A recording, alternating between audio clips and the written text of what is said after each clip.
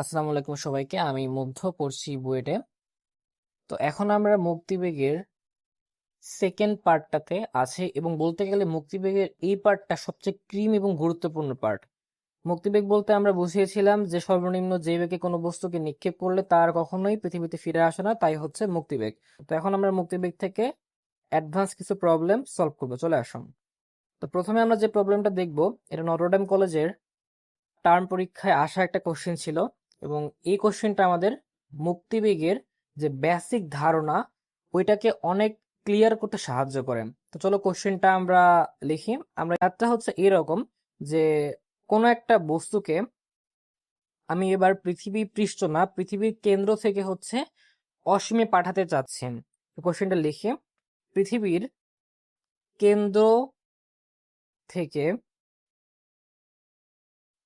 কেন্দ্র থেকে একটি বস্তুকে অসীমে পাঠাতে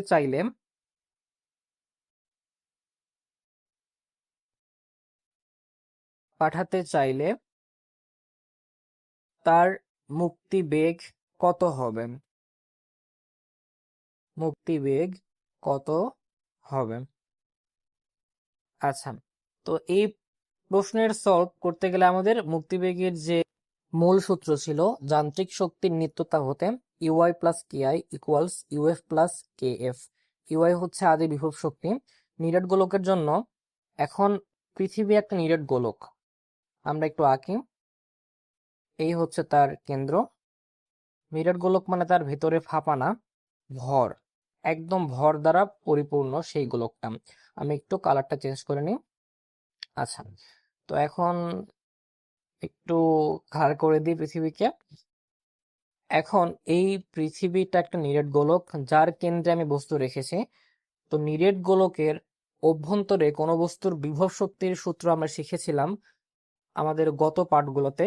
তো সেই ফর্মুলাটা কি ছিল? Minus G M M by 2r³ into 3r² minus a²। এখানে আর হচ্ছে পৃথিবীর ব্যাসার্ধ আর এই হচ্ছে কেন্দ্র হতে ওই বস্তুর দূরত্ব। গতিশক্তি হচ্ছে হাফ এম VE²। VE হচ্ছে আমার এসকেপ ভেলোসিটি। এখন ওই পাশে অসীমে যাওয়ার পরে বস্তুর মধ্যে বিভব শক্তি কত হবে? Minus G M M by infinity. Infinity হচ্ছে কেন্দ্র হতে দূরত্ব, প্লাস হচ্ছে অসীমে বস্তুর মধ্যে কোনো গতিশক্তি স্টোর হবে না, এই জন্য 0। এখন আমরা পরবর্তীতে আগাই। এখন দেখো আমার ইকুয়েশনের উভয় পক্ষ কিন্তু একটা স্মল এম কমন আছে, তো আমি চাইলে এই স্মল এমটাকে ভাগ করে দিতে পারি বা কাটাকাটি করতে পারি সোজা কথায়। এখন 3r², বস্তু কোথায় আছে? কেন্দ্রে। যদি কেন্দ্রে থাকে তাহলে কেন্দ্র হতে দূরত্ব a0, এই জন্য 0 লিখলাম, ইকুয়ালস 0। ওকে, এখন আমরা লিখি তাহলে আমরা এক পাশে পার করি, তাহলে হাফ v² ইকুয়ালস হচ্ছে gm/2r³ ইন্টু 3r²।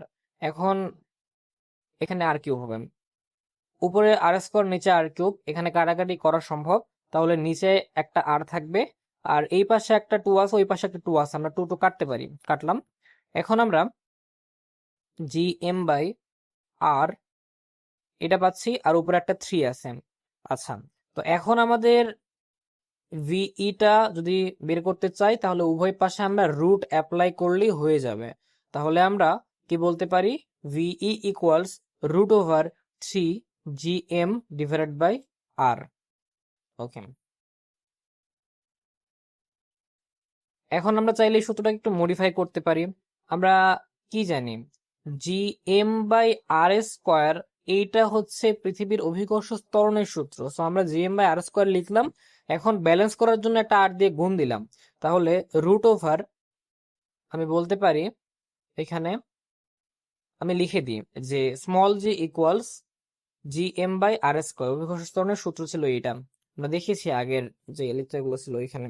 তো √3g small g into r, এটা কিন্তু আমরা এখন ফর্মুলা পেয়ে গেলাম এবং এটা কিন্তু বেশ সিম্পলিফাইড একটা ফর্ম।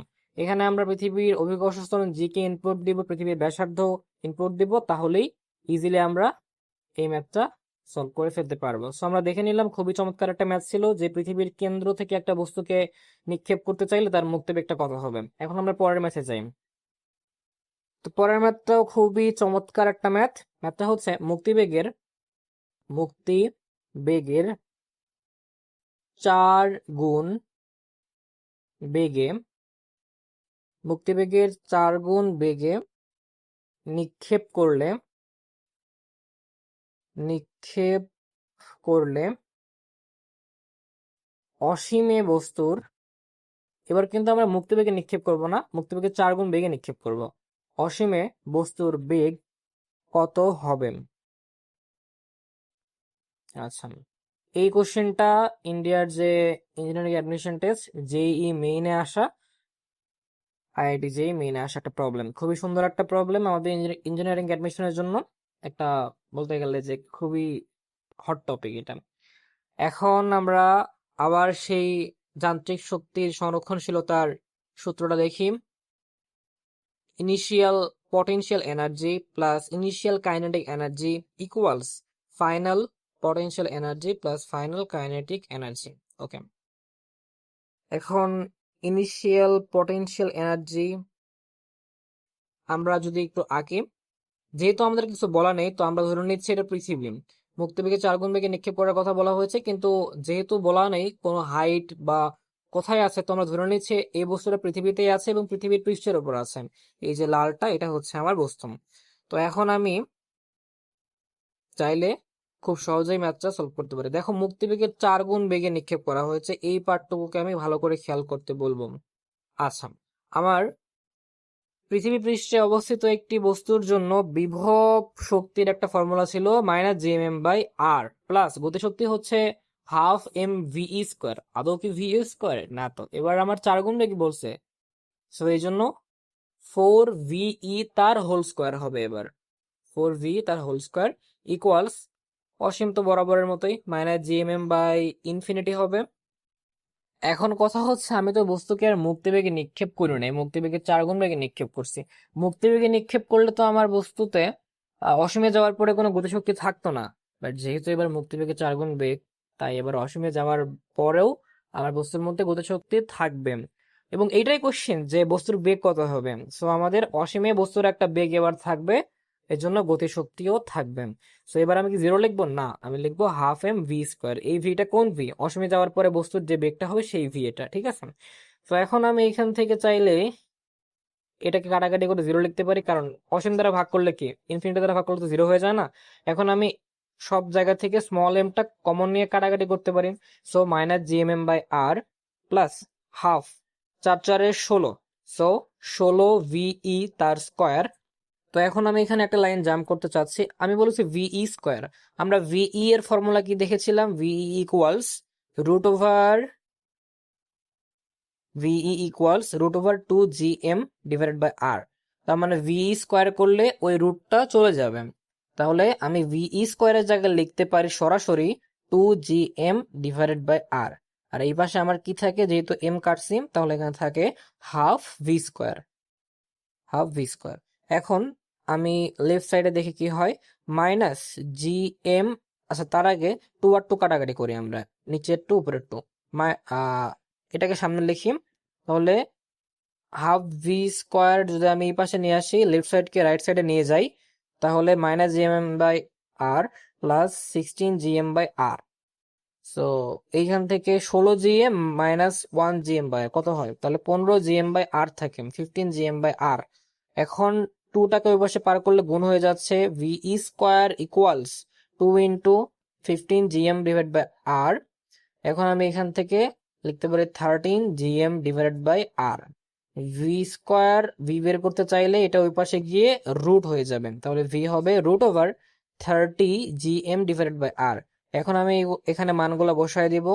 মহাকর্ষীয় ধ্রুবক জি এর মান, পৃথিবীর ভর এম এর মান তোমরা যেটা জানো 6 × 10⁻24 কেজি, পৃথিবীর radius r which is 6.4 × 10⁻6 metre. এই মানগুলো বসানোর পরে, আচ্ছা আমি লিখেই দিই, 30 × 6.673 × 10⁻11, এটা জি এর মান, বড় জি। এম এর মান 6 × 10⁻24 ডিভাইডেড বাই হচ্ছে আর এর মান কত? 6.4 ইন্টু 10⁶। সো এটা ক্যালকুলেটর একটু বসায় দেখি। রেজাল্টটা মেবি এই রকম আসার কথা। হ্যাঁ, দাঁড়াও একটু দেখি। 36.673 দেন রেজাল্টটা, হ্যাঁ, তোমার রেজাল্টটা আসবে 433321.83 মিটার পার সেকেন্ড। এটাই হচ্ছে আমার অ্যান্সার। সো মুক্তিবেগে 4 গুণ বেগে যদি কোনো বস্তুকে নিক্ষেপ করা হয় পৃথিবী বিশ্ব থেকে, তাহলে সেটা অসীমে গিয়ে এত বেগে পড়বে।